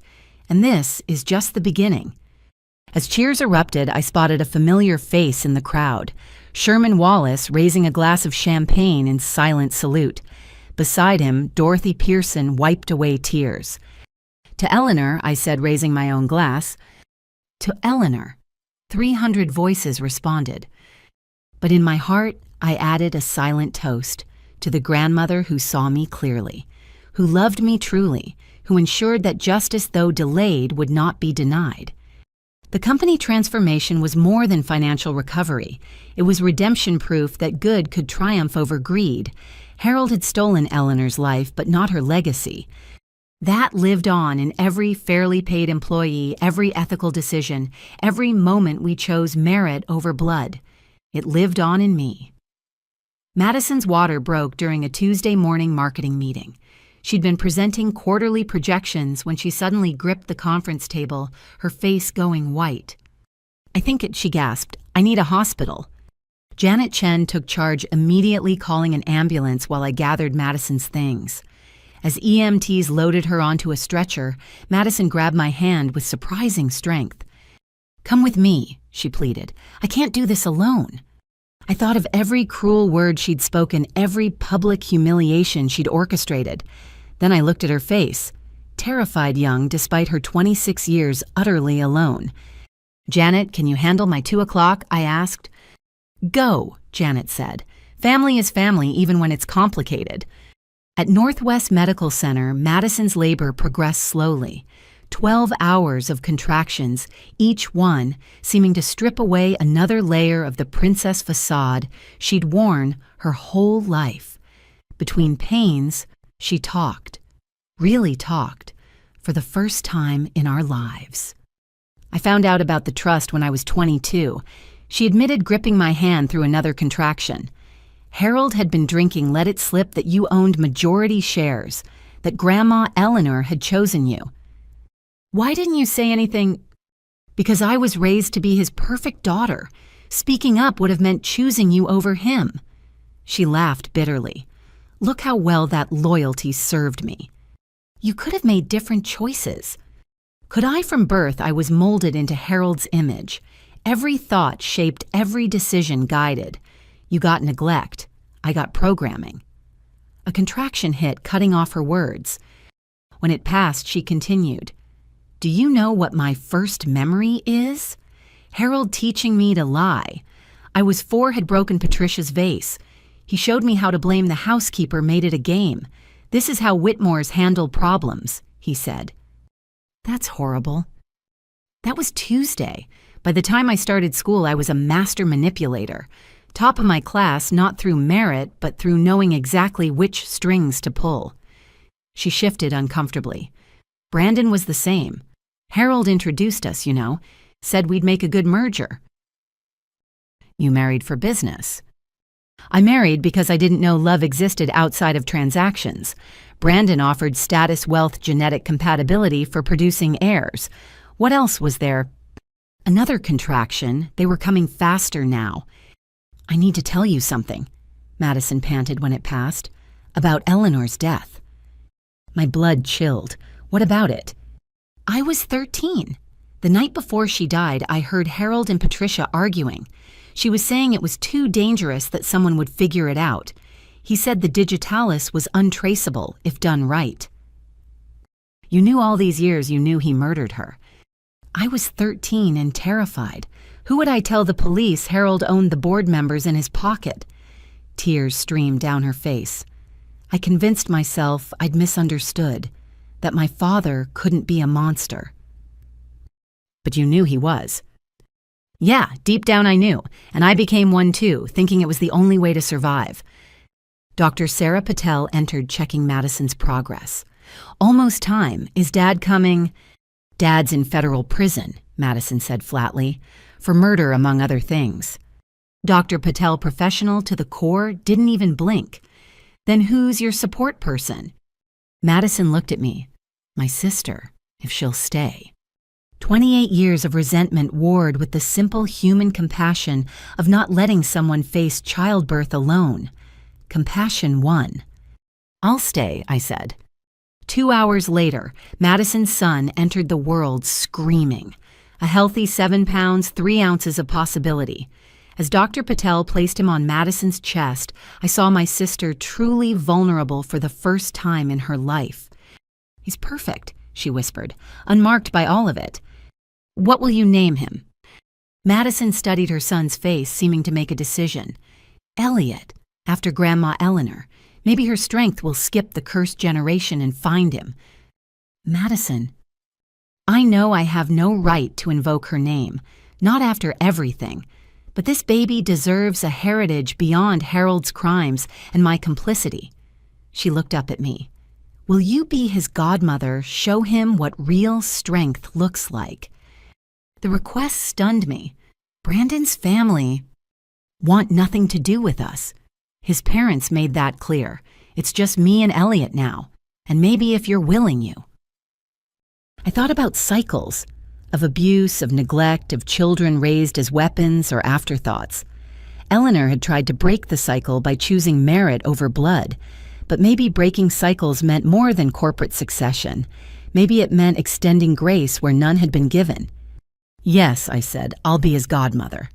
Madison cried, then not the manipulative tears of our childhood, but real, exhausted, grateful sobs.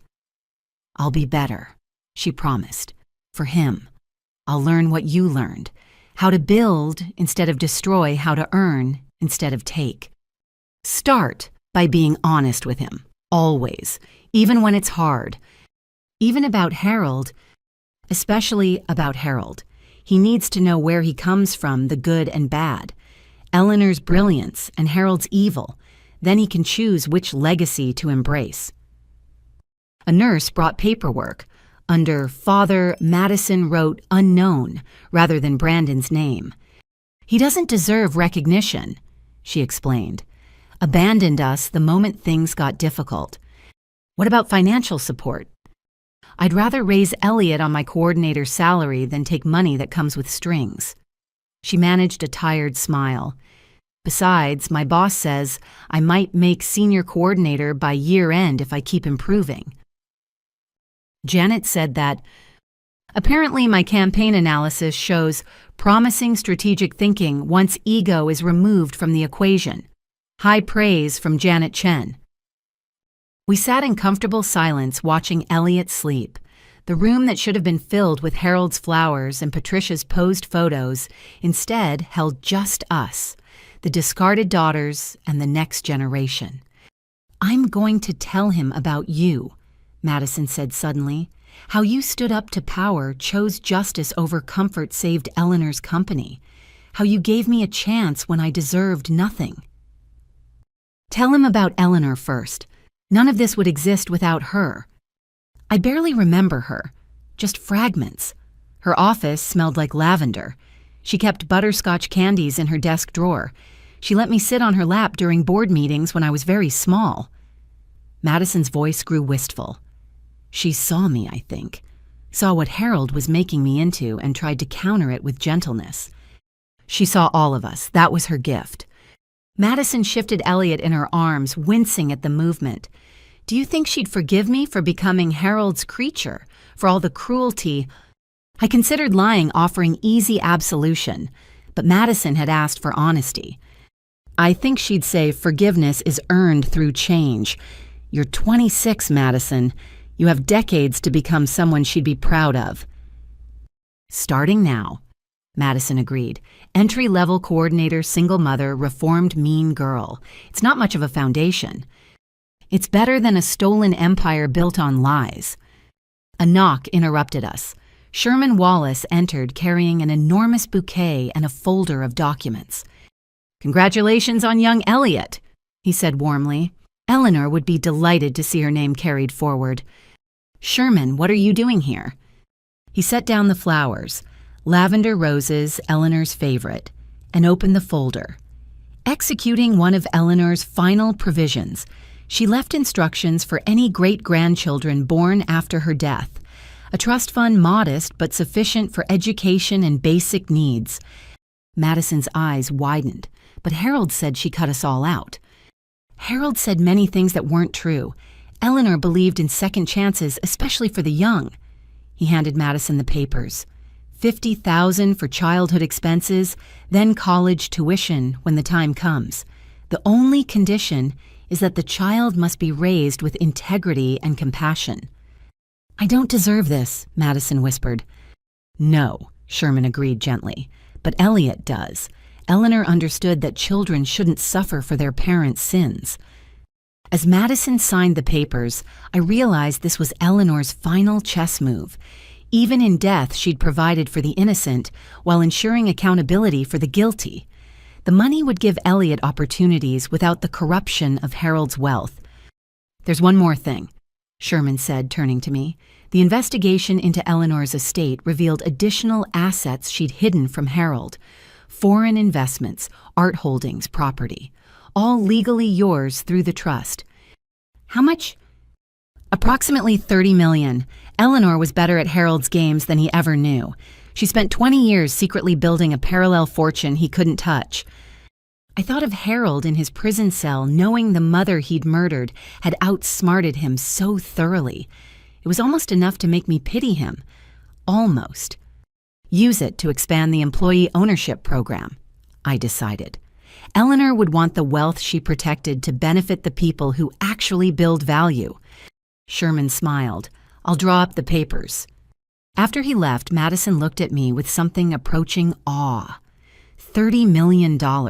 You could retire tomorrow, live in luxury forever. Harold lived in luxury. Look where it led. I stood to leave, giving her time alone with Elliot. True wealth isn't what you take. It's what you build and who you lift up along the way. Letitia Madison called as I reached the door. "Thank you for staying for the job, for showing me there's another way to live. I'll make you proud. Make Eleanor proud." "Make yourself proud first. The rest follows." I left them there, Madonna and child beginning fresh in the ruins of an empire built on blood and lies. Elliot would grow up knowing his great-grandmother's name, but not her killer's legacy. He'd watch his mother earn her place through merit, not manipulation. The cycle Harold had perpetuated for decades was finally breaking. One honest day's work, one earned compliment, one genuine moment at a time. Eleanor would indeed be proud. The death threat started 3 weeks before Harold's murder trial. The first came via email, almost quaint in its directness. "Testify and die, bitch." I forwarded it to FBI agent Diana Foster, who added it to what she called my harassment file. "These are probably just Harold's old business associates trying to intimidate you," Diana said during our security briefing. "But we're taking them seriously." She assigned 2 federal marshals to shadow me, Maria Santos and James Wright, both ex-military, both thoroughly humorless. They turned my life into a series of secure routes and swept rooms checking my car for bombs each morning like it was perfectly normal. "Is this really necessary?" I asked Maria after she made me wait 20 minutes while she cleared a coffee shop. "Your father has connections to people who solve problems permanently," she replied. "So yes, it's necessary." The threats escalated. Photos of me at work at the grocery store visiting Madison and baby Elliot in their new apartment. Each image came with variations of the same message: don't testify, disappear, or we'll disappear you. Sherman Wallace moved into a hotel under federal protection after someone left a dead rat on his doorstep. Dorothy Pearson found her car tires slashed. Even Janet Chen received anonymous calls warning her to control your boss. Harold's desperate, Diana explained during trial prep. His plea deal fell apart when we added Eleanor's murder charges. He's looking at life without parole, and he knows your testimony seals it. We spent days in a windowless conference room preparing my testimony. Prosecutor Ann Hutchinson, a former Texas beauty queen turned legal pit bull, walked me through every detail. "Tell me about finding the financial records," she instructed. I recounted the discovery, the pattern recognition, the slow realization of Harold's crimes. "Good. Now tell me about the night he pushed you through the glass door." That was harder. The sense memory remained vivid. Glass exploding around me, blood running down my face, Harold's expression of pure rage. "Take your time," Anne said gently. "The jury needs to see him as he really is." "He looked satisfied," I finally said. Even with Patricia screaming, even with blood everywhere, he looked satisfied, like he'd finally done what he'd wanted to do for years. Anne nodded. "That's powerful. Now let's talk about Eleanor." This was the hardest part. Describing my grandmother's faith in me, her secret provisions, the truth about her death. Anne had the digitalis evidence, the recordings from Harold's safe, but she needed the human story too. She used to let me reorganize her office supplies. I said, surprising myself with the memory. I was maybe 6, would spend hours arranging her pens by color, her papers by size. Harold called it obsessive. Eleanor called it attention to detail. How did that make you feel? Seen, valued, like I mattered for who I was, not despite it. Anne smiled. Perfect. The jury needs to understand what Harold stole. Not just money or companies, but a grandmother who loved you. Between prep sessions, I ran Whitmore Industries. The company thrived under ethical leadership, our stock price climbing, as investors realized honest business was good business. I promoted Madison to senior coordinator after she landed 3 major accounts through sheer determination and 16-hour days. "You don't have to prove yourself this hard," I told her, finding her in the office at 10 p.m., Elliot sleeping in his carrier beside her desk. "Yes, I do," she replied, not looking up from her spreadsheets. "Every day I prove I'm not Harold's daughter. I'm Eleanor's great-granddaughter." The Friday before trial, Patricia made her move, not with hired thugs or anonymous threats, but with the weapon she wielded best, media manipulation. I woke to my phone exploding with calls. The morning news played Patricia's interview on repeat. She'd lost weight in federal custody, her designer clothes replaced with simple gray, her perfect hair now showing gray roots. The transformation was calculated for maximum sympathy. "My daughter Letitia has always been troubled," she told the interviewer with practiced tears. "We tried to help her, gave her every opportunity, but she resented Madison's success. This whole persecution is just jealousy taken to extremes." "What about the evidence of financial crimes?" Patricia dabbed her eyes delicately. "Harold made mistakes. Yes. But what businessman doesn't? Letitia has blown minor accounting errors into this conspiracy theory, and now she's claiming he murdered Eleanor, his own mother. It's fantasy." "She seems to have substantial proof." "Manipulated evidence. Letitia works in tech. She knows how to doctor recordings, forge documents. We're victims of an elaborate hoax by a disturbed young woman." The interviewer, clearly charmed, lobbed softball questions, while Patricia painted me as a delusional monster destroying an innocent family. By noon, justice for Harold was trending on social media. "Don't let it get to you," Diana advised. "This is desperation. The jury will see evidence, not PR campaigns." But the damage was real. Protesters appeared outside Whitmore Industries demanding, "I stop the witch hunt." Someone spray-painted "liar" across my reserved parking space. A few board members called nervous about the optics. "Stand firm," Dorothy Pearson counseled. Eleanor faced worse when she started the company. A woman in business in 1965, they called her everything Patricia's calling you. Sherman was more direct. "Patricia just violated her gag order with that interview. Anne's filing additional charges as we speak." That evening, I found an unexpected ally waiting in my office. Brandon Ashford, looking healthier than I'd seen him in years, freed from the weight of Harold's influence. "I saw Patricia's performance," he said without preamble. Made me sick. I wanted you to know I'm testifying too. Everything I know, every crime I helped facilitate. Your immunity deal is solid. Ironclad. Turns out the feds really like cooperating witnesses with receipts. He paused. I also wanted to apologize. Again. For all of it. You've apologized. Now you're making amends. That matters more. Madison let me see Elliot last week, he said softly. My son. Growing up without me because I chose Harold's money over everything else. I won't let that define me anymore. Good. He'll need a father who chose redemption over comfort. Brandon left and I returned to trial prep. Maria checked the windows while James swept for bugs. Our nightly routine now. Outside, Seattle glittered innocently unaware of the storm approaching. Monday morning would begin Harold's trial for murdering Eleanor Whitmore, for financial fraud spanning decades, for building an empire on blood and theft. Patricia could manipulate the media. Harold's associates could threaten violence. But truth, as Sherman said, properly deployed was the most powerful weapon. Eleanor had hidden that truth for 20 years, waiting for someone strong enough to wield it. I touched the small scar on my cheek, my permanent reminder of the night Harold showed his true face. He'd thrown me through glass, thinking he was destroying me. Instead, he'd transformed me into the weapon that would destroy him.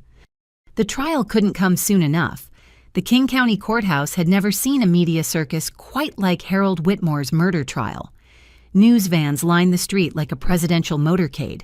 Photographers pressed against police barriers, shouting questions at anyone who looked remotely connected to the case. Maria and James flanked me as we pushed through the crowd, their bodies shields against the chaos. Letitia, did you fabricate evidence? Are you doing this for money? How does it feel to destroy your own father? I kept my eyes forward, Sherman's advice echoing, give them nothing, save it all for the jury. Inside courtroom 4A, the atmosphere was electric. The gallery packed with reporters, Whitmore Industries employees and curious citizens who'd won the lottery for seats. Harold sat at the defense table, looking diminished, his expensive suit, unable to hide the weight loss, the gray pallor of months in custody. His legal team was impressive. Robert Killian, who defended senators and CEOs, flanked by 3 associates who probably cost more per hour than most people made in a month. But Ann Hutchinson stood alone at the prosecution table, radiating confidence like armor. All rise for the Honorable Judge Catherine Morrison, the bailiff announced. Judge Morrison, no relation to the senator as she'd made clear during selection, was known for running tight courtrooms and having zero tolerance for theatrics, exactly what this case needed. We begin with opening statements, she announced. Ms. Hutchinson. Anne rose, commanding the room instantly. Ladies and gentlemen of the jury, this case is about power. The power a son stole from his mother, the power he wielded through fear and fraud, and ultimately the power of truth to expose even the darkest secrets. She outlined the case methodically. Financial crimes dating back 23 years, bribes to politicians' embezzlement that funded lavish lifestyles while employees were laid off. Then she dropped the bomb. But Harold Whitmore's greatest crime wasn't stealing money. It was stealing life itself. Eleanor Whitmore, founder of Whitmore Industries, brilliant businesswoman, loving grandmother, murdered by her own son because she dared to choose a different heir. Killian's opening was predictably polished. Harold was a successful businessman caught in a family dispute. Letitia, the bitter adopted daughter, had manufactured evidence to steal what she'd never earned. Eleanor's death was natural, the financial irregularities mere accounting disputes. This is a tragedy, Killian concluded, but not the one the prosecution claims. This is the tragedy of a daughter so consumed by jealousy she's willing to destroy her own family. The first week was financial testimony. Forensic accountants detailed Harold's embezzlement with mind-numbing precision. SEC investigators explained the bribery scheme. Each witness chipped away at Harold's legitimate businessman facade. Brandon's testimony was particularly damaging. He appeared in an ill-fitting suit, nervous but determined. "Mr. Ashford," Anne began, "tell us about the offshore accounts." Brandon detailed everything: account numbers, transfer procedures, Harold's instructions to hide money from government parasites. He produced emails, recordings, even handwritten notes from Harold explaining the scheme. "Did you believe this was legal?" Anne asked. "No, I knew it was wrong, but Harold made it seem like everyone did it, like I'd be stupid not to participate." Brandon's voice cracked. "I was stupid, just not the way he meant." Killian tried to destroy Brandon on cross-examination, painting him as a bitter ex-son-in-law seeking revenge. But Brandon held firm. "I'm not proud of what I did," he said, "but I'm done lying for Harold Whitmore." The second week brought character witnesses. Dorothy Pearson testified about Eleanor's legacy, Harold's systematic destruction of it. Employees described a culture of fear retaliation against whistleblowers, Harold's violent temper. Then came my turn. "State your name for the record," Anne instructed. "Letitia Whitmore." My voice carried clearly through the courtroom. "Are you Harold Whitmore's biological daughter?" "No, I'm adopted. Harold's college girlfriend gave birth to me. Eleanor Whitmore arranged the adoption." I felt rather than saw Harold tense at the defense table. This wasn't in any of the previous depositions. "When did you learn this?" "Patricia Whitmore told me 6 months ago, thinking it would hurt me enough to make me drop the investigation." I met the jury's eyes. It had the opposite effect. It freed me from any sense of obligation to protect them. Anne walked me through my history with the family, the neglect, the emotional abuse, the constant comparisons to Madison. Then we reached the night everything changed. "December 18th last year," Anne said. "Tell us about the family dinner." I described discovering the financial crimes confronting Harold, his escalating rage. "What happened when you mentioned the bribes to Senator Morrison?" "He lost control. Completely. He grabbed my shoulders, spun me around, and threw me backward with all his strength." "Threw you where?" "Through the glass doors of the dining room china cabinet." Anne introduced the medical records photos of my injuries that made several jurors flinch. "How did your family react?" Madison covered her mouth. Brandon stood frozen. Patricia screamed. I paused, remembering. Harold stepped over the broken glass and called me nothing, said I was a parasite living off their success. "What did you do?" I smiled. "You smiled, why?" "Because I realized I owned 51% of Whitmore Industries. Eleanor had protected me even from beyond the grave, and Harold had just given me everything I needed to claim it." Killian's cross-examination was brutal. He questioned my memory, my motives, my convenient discovery of evidence.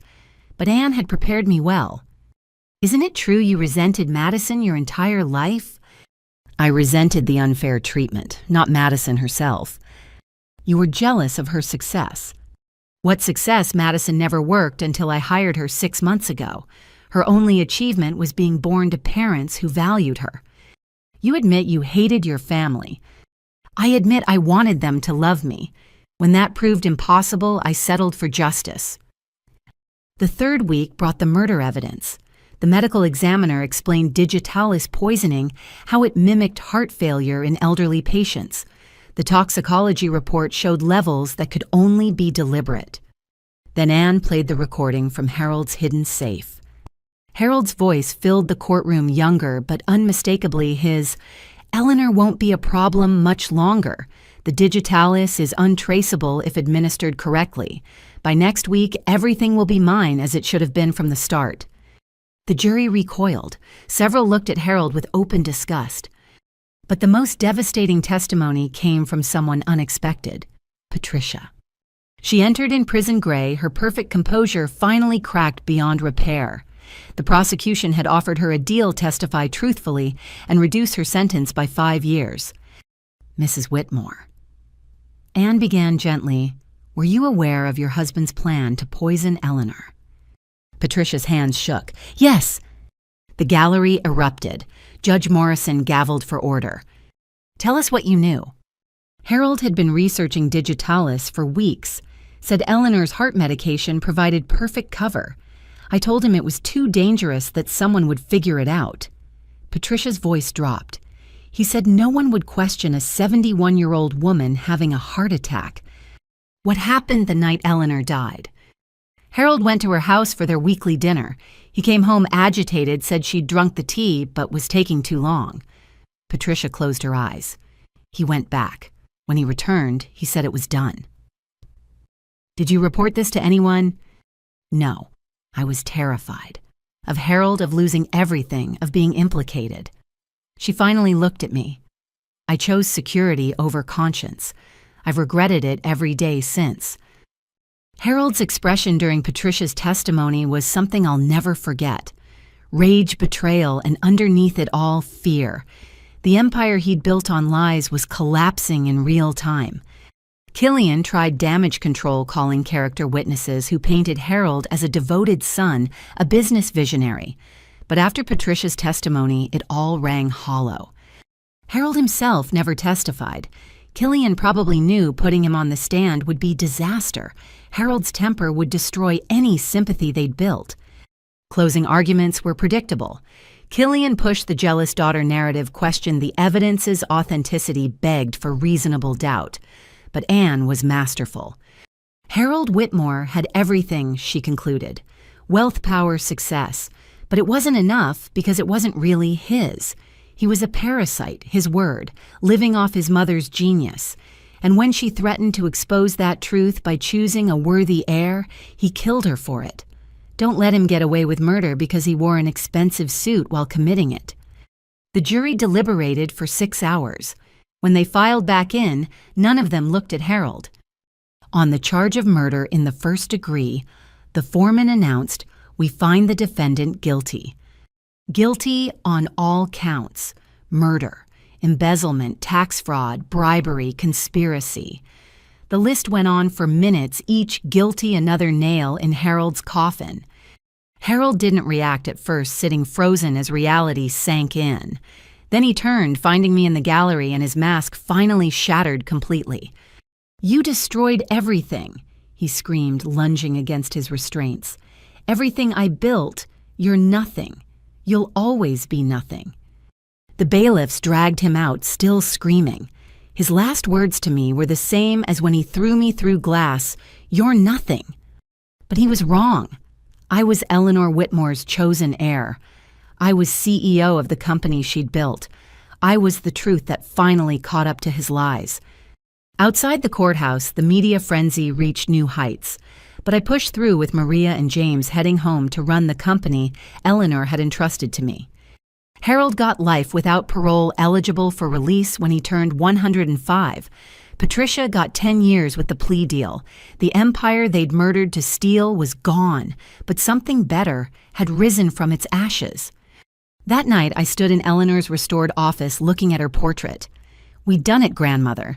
Justice delayed but not denied." The next morning, Whitmore Industries opened as usual.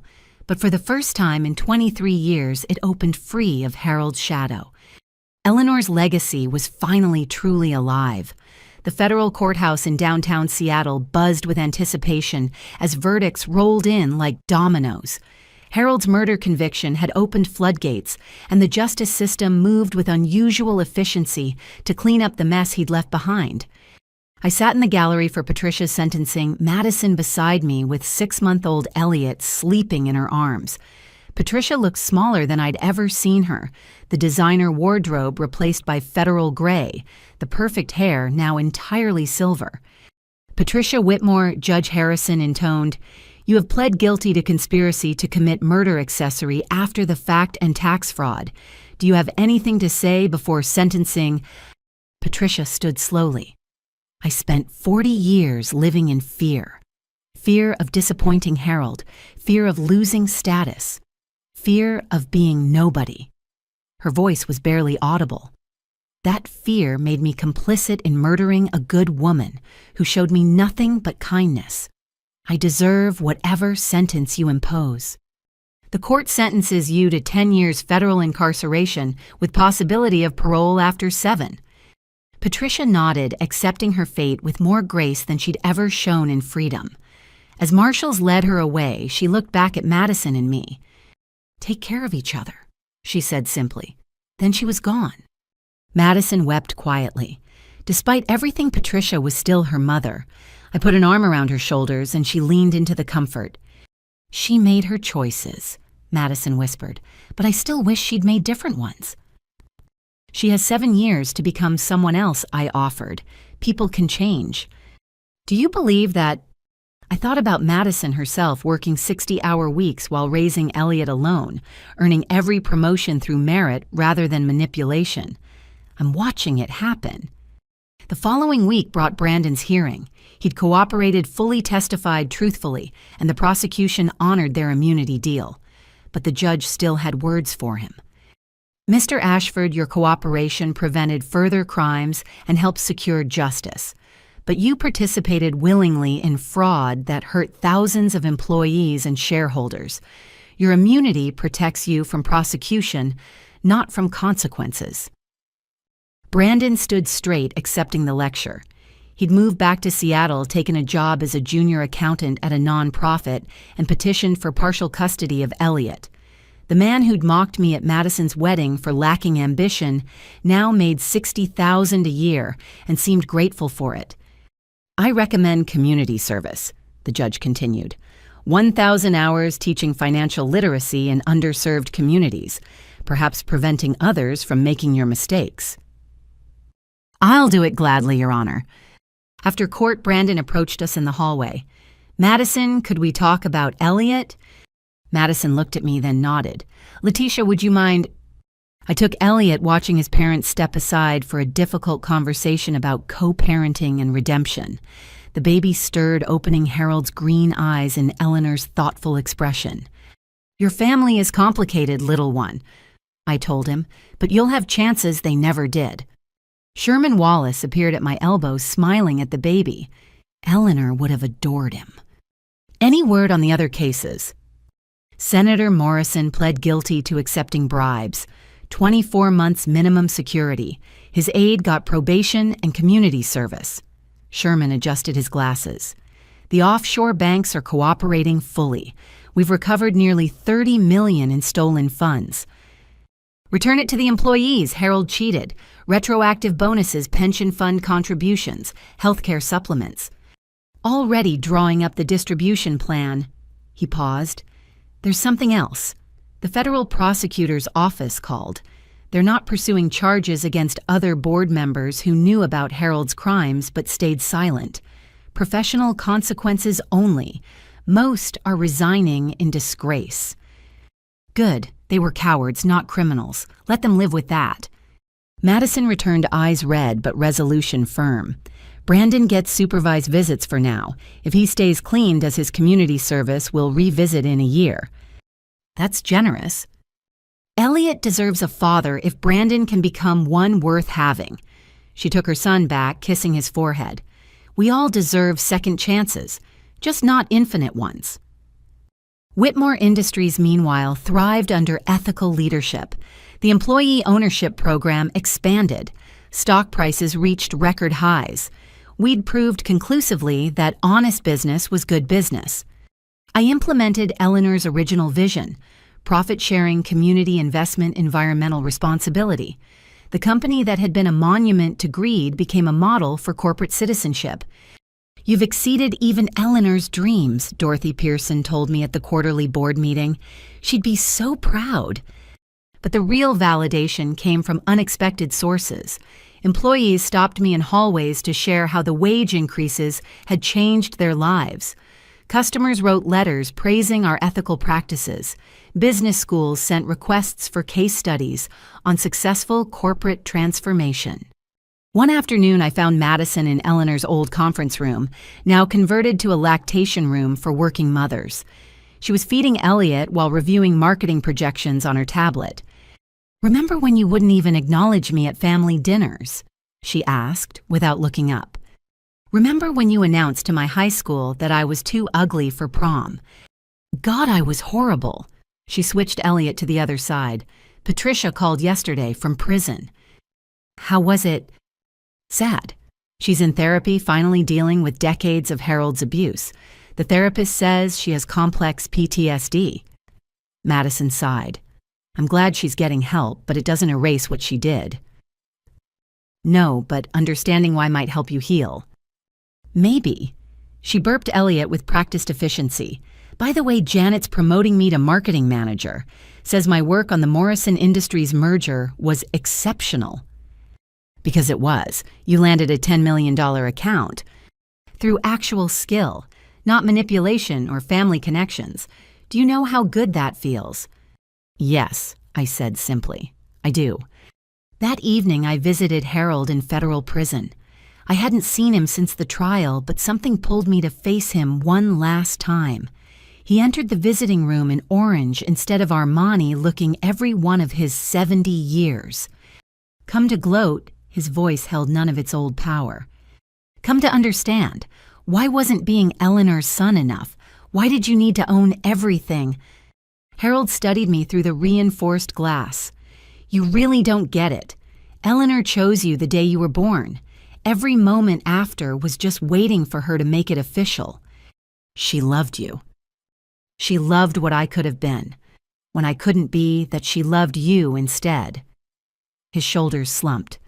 Do you know what it's like competing with an adopted infant for your mother's approval? Losing to a child who organized blocks while I built actual buildings? So you killed her. I freed myself. For 23 years, I was finally enough. CEO, patriarch, emperor of my own making. He laughed bitterly. Then you had to play detective. You threw me through a glass door. My only regret is not throwing harder. I stood to leave. Goodbye, Harold. I hope you find peace. Wait, his voice cracked. Is it true Madison named the baby after Mother Elliot, Eleanor's strength in a new generation? Something shifted in Harold's expression. Regret maybe, or just the weight of all he'd lost. Tell him his grandfather is dead. Let him grow up clean. I left without responding. Harold would die in prison, but perhaps that moment of clarity was worth the visit. Outside, Seattle sparkled in rare sunshine. The city Eleanor had conquered with vision and integrity. The city Harold had corrupted with greed and murder. The city I was helping rebuild on foundations of truth. My phone buzzed. Madison with a photo of Elliot taking his first unsteady steps in the Whitmore Industries daycare. He's walking, get back here before you miss it. I smiled, heading back to the office. Eleanor built the family I'd found, the future we were creating.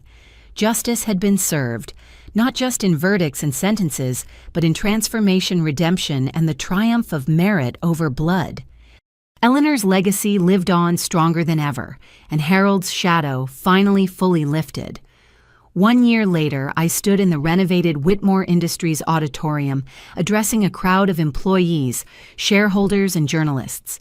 Behind me, a massive banner proclaimed Most Ethical Company 2025, alongside Eleanor's portrait restored to its rightful place of honor. When Eleanor Whitmore founded this company in 1965, she believed business could be both profitable and principled. For 23 years, we lost sight of that vision. Today, we reclaim it fully. The numbers spoke for themselves. Revenue up 30%. Employee satisfaction at 92%. We'd returned $40 million to cheated workers-funded scholarships for their children and established the Eleanor Whitmore Foundation for Workplace Justice. In the front row, Madison sat with Elliot on her lap, now Director of Strategic Partnerships, after 2 promotions earned through excellence. Beside her, Brandon held their son's diaper bag, co-parenting successfully after a year of proving himself worthy of second chances. But success isn't measured only in numbers, I continued. It's measured in the single mother who can now afford childcare because we pay living wages, the veteran who found purpose again in our skills training program, the whistleblower who speaks up knowing we'll protect, not punish them. Sherman Wallace watched from his honorary board seat, Dorothy Pearson beside him. They'd guided me through the transition, teaching me Eleanor's wisdom secondhand. Now they beamed like proud grandparents. Today we announce the next phase of employee ownership. By 2027, workers will control 30% of Whitmore Industries, because those who create value deserve to share in it. Thunderous applause filled the auditorium. I spotted Janet Chen wiping away tears, remembered her courage in promoting the woman who'd once tormented her. Forgiveness in action, creating possibility from pain. After the presentation, I found myself in Eleanor's office.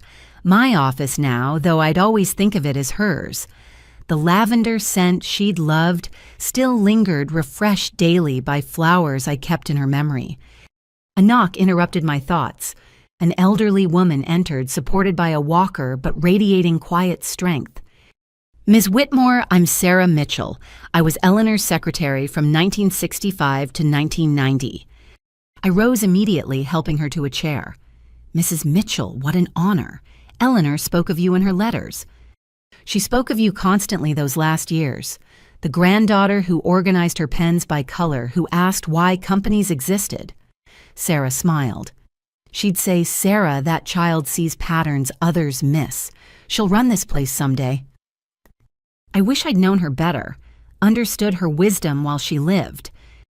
You're living her wisdom now. Every ethical choice, every employee lifted up, every truth told despite consequences.